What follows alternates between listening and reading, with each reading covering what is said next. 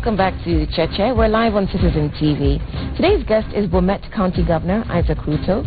He's the former chairman of the Council of Governors, which organizes the annual Devolution Conference. The 4th edition takes place next week in Naivasha. Now, Mr. Ruto formed his own party, Chama cha Mashinani, after falling out with the Deputy President, William Ruto. So, he comes from Rift Valley, which is a politically charged area. And so we're talking about devolution. We haven't heard you speak about the current insecurity in parts of the Rift Valley. I have actually been speaking. It is even covered in today's paper. I think it is The Nation. My views on how to address insecurity in the North Rift. According to me, my feeling, and I have said this before, this is not the first time there is serious insecurity in the area. Even when there was, I even went there and delivered my personal support in terms of food. And I advised them that we need to do a much more serious proactive activity in the region to stem that insecurity. Insecurity is not about just going to kill those boys who are busy stealing cattle. It's a question of rehabilitating them. All we need to do, in my view, is to send the army to do the roads and to drill water and to build schools. And I tell you, in 3 years there will be nothing like insecurity in that area.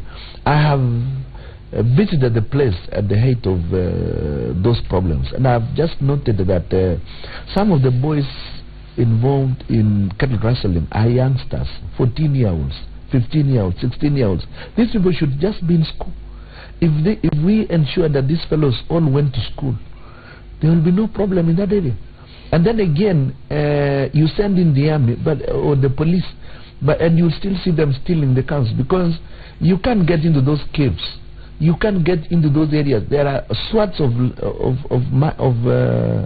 what are they called, moorland or something like that. 100 kilometers in between, there is completely no road. So which officer will get into those caves?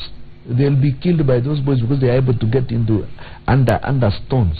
And they so can what you're describing there. Really is a failure of devolution to touch the lives of the young devolution. Men in this area. It is not devolution. When but they're not in school, they don't have roads, they don't have water. Isn't that devolution failure? It is devolution failure. It is failure by the entire country called Kenya to deliver development to Pokot. We need to go and open up roads. That is what we should have done for 50 years. And the governor of Pokot, as long as you give him that amount of money, there is nothing he can do. This requires a Marshall Plan. You need to deliver about 30-40 billion. But maybe before the break, you were telling us about governors who have built How much money does a governor have? You told us about governors who've built roads in their counties regardless of the national purse. Let me tell you, I think you are not getting the real situation out there, because you haven't gone out there. We imagine when we sit here that Pokot is like from here to Limuru. It is like this. Some of those areas... Smooth road, easy to drive. You think there is even a road. There is nothing even similar to a road. I want to tell you, in 150 kilometers space, of 150 kilometers square, there is nothing. You can't get in there. So the police will just be driving along the other road, which is just cross-cutting to another county. But in between, that is where they are, down the hills, inside the valleys. How do you get there? Not even a chopper will land in those areas. Now, we need to massively open up the place, because that's where they go to hide. And there is nothing, there is very little you can do. Are you saying this rustling of this today is like the traditional one? Yes. All this is politically, some of this is politics? No. You see, there is one serious problem of people in Nairobi. They do not understand those problems out there. They will sit here in the comfort of Buruburu. The farthest they can go is Dandora. And when they go to Dandora or Ngong, they think they have really traveled. These are nowhere near in comparative terms to what exactly is happening. For example, places like Marsabit, places like North Horr. You are talking about some counties that are as big as the entire province, Western Province, or even bigger than 2 provinces combined. And there is absolutely no road. Take for example, if you were to travel from Nakuru to Wamba, you will probably find Sugutamarma, and you will go 100 kilometers without finding even a hospital or a clinic, or you will not even find a police station. Now, in between all these places, what exactly happens? Anybody who has a gun is the king. Now, I am saying that if you really want to sort out the problems in Pokot or Baringo, it's not about Governor Chimboy. It's not even about Governor Kachapin not doing anything. There is nothing he can do with just 3 billion which he uses to pay salaries, and he only remains with about 500 million. When he divides between 10 ministries, he realizes he hardly has 40 million for every ministry. Now, we are talking about if we want to resolve the problem in Pokot, according to me, no less than 20 billion a year for the next 5 years will solve that problem. You're saying in terms of going to open up the area and create economic activities for those people. The most important thing is take them to school. If you take those boys to school, there will be no problem in about 10 years. You're saying this in 4 years, a period within which you are chairman of the Council of Governors and a co-principal in the Intergovernmental Relations Forum. What have you people done? There is nothing. We have, every time we raise those issues at the summit, very little ever get implemented. And you've heard me, and one of the reasons why I've disagreed with Jubilee, because you discuss, nothing actually gets progressed. And I think it is because we have not quite appreciated, not just the political elite, not the leadership alone, even you people, the professionals, even you, the middle class. You have absolutely no idea what goes on out there. I was in a radio station the other day, and I was explaining about the shortage of water. Then I was being told that, look, even here in Nairobi there is a serious shortage of water. We are not allowed to wash cars daily. So your concept of shortage of water is nowhere near my concept of shortage of water. I'm talking about even just drinking water, which is not even as clean as this. Yeah? Even for purposes of survival, forget about washing even ourselves. We are talking about survival out there in rural Kenya.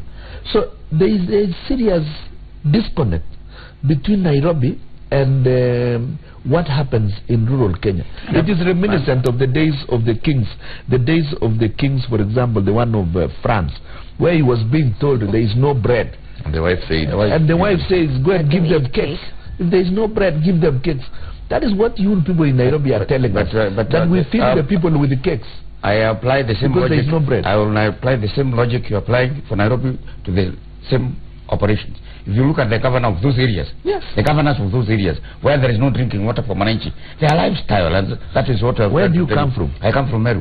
Meru, Tharaka Nithi. If you look at the lifestyle, Meru or Tharaka Nithi? Let Mutegi finish his question. If you look at the lifestyle of those governors in those areas where there is no drinking water, they drive these big cars.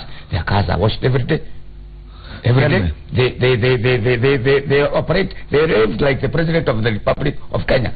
Tell me. And there is no connection between them and the villager. Now tell me. You have just told me that you come from Meru.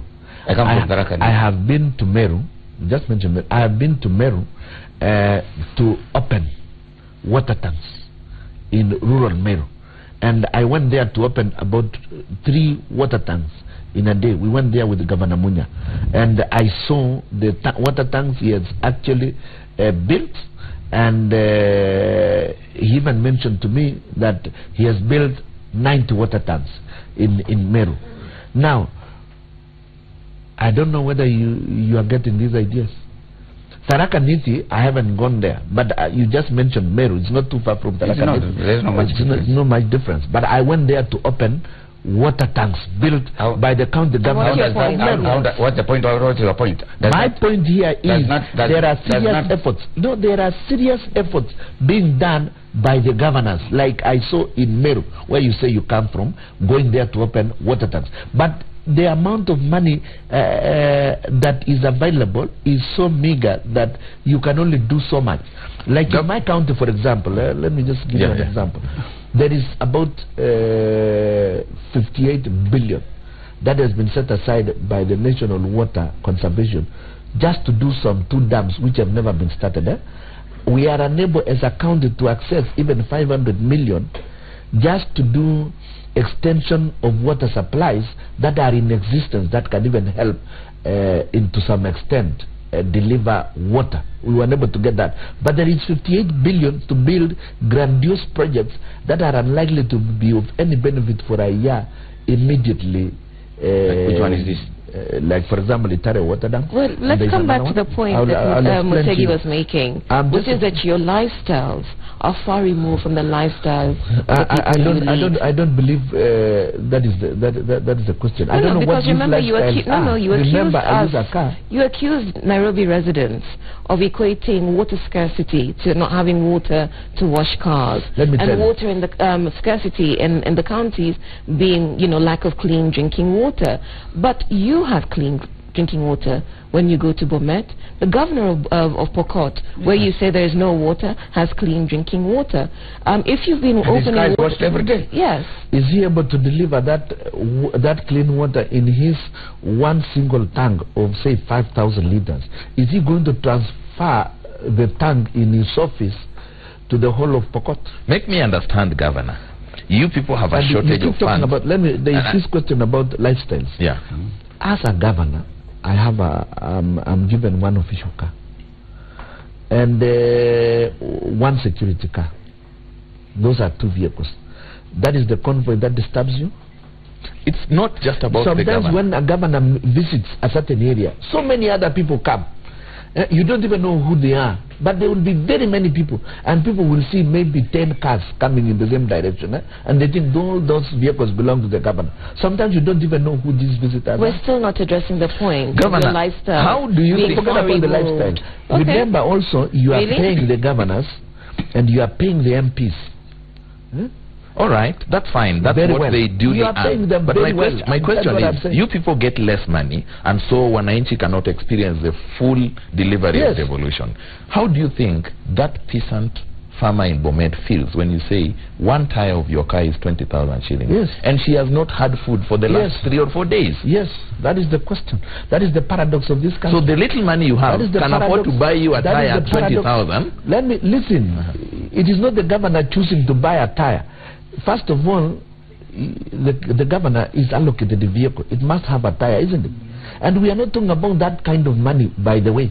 We are talking about sharing the national resources.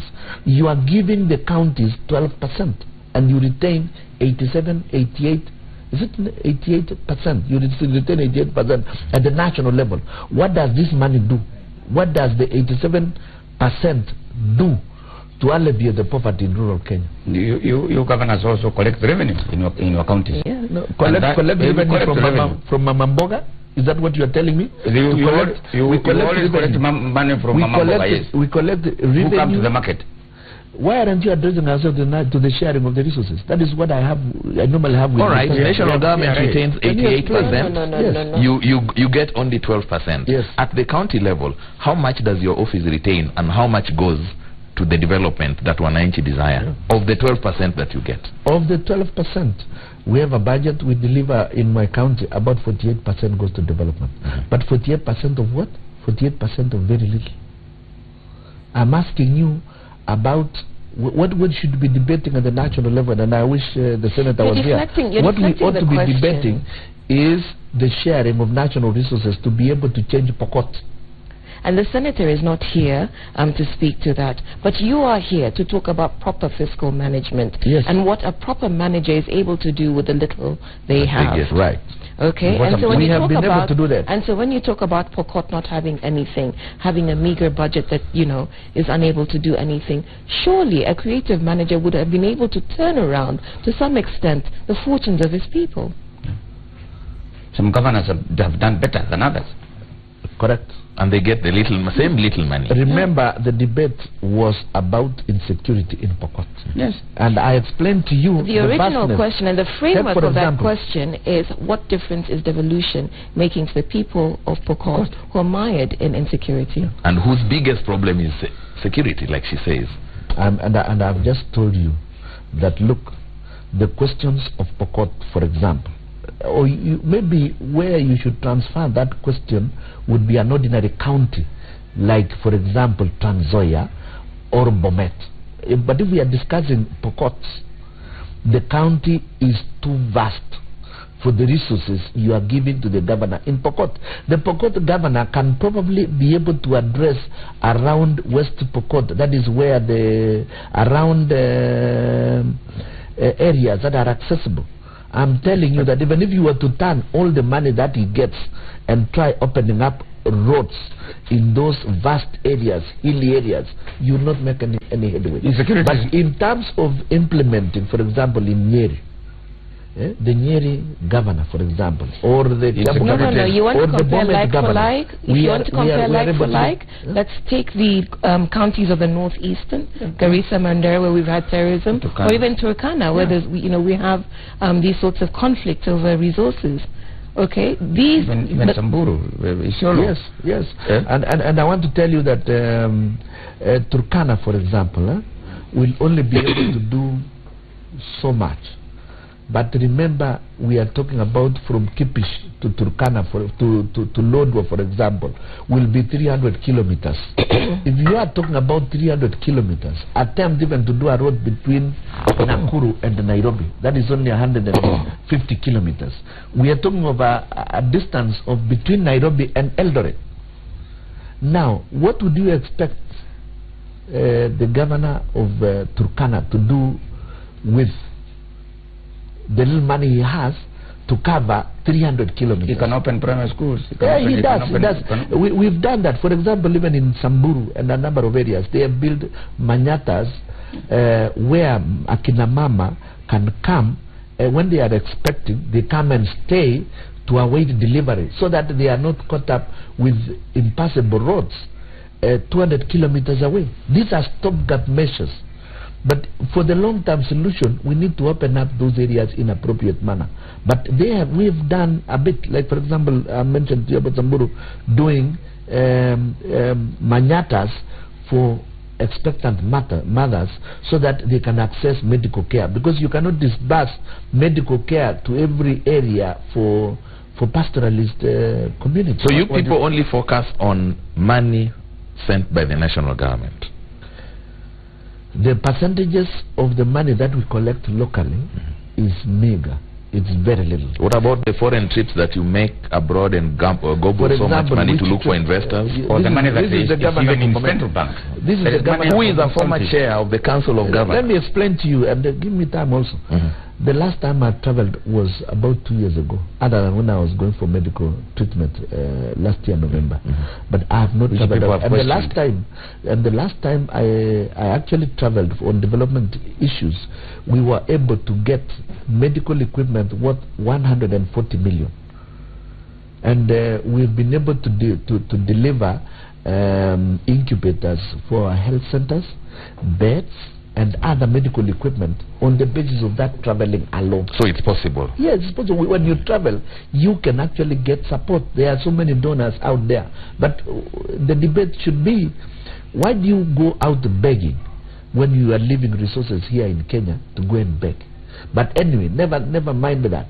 We were able to get in some of those trips very, very useful support for our counties. What do you say to the fact that there are some leaders in this country who believe that the only way to continue in leadership is to let the people remain, may I use the word, primitive in quotes, not educated, not open in schools, and they would like that people go to stay in manyatas and not go to school, because that way there will be a pool of voters and without any challenges. In your estimation, who would those leaders be? Those kind of leaders who are not building schools. In your estimation, do you know also that that is one of, I don't know whether you follow the debate about education, because the question we've been raising as Council of Governors is that you can only build a nursery school, and the amount of money given for nursery schools, for example, in my county in the other financial year was hardly 42 million shillings.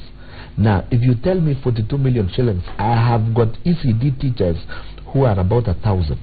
If you were to pay 10,000 to each, you would pay 120. ECD teachers, early childhood, you would pay 120 million. You've been allocated 42 million. Now, the breaching between 42 and 120 million is massive. And then you are supposed to build schools again with the same amount of money. And this is only ECD. Remember, building of primary school is a national government function.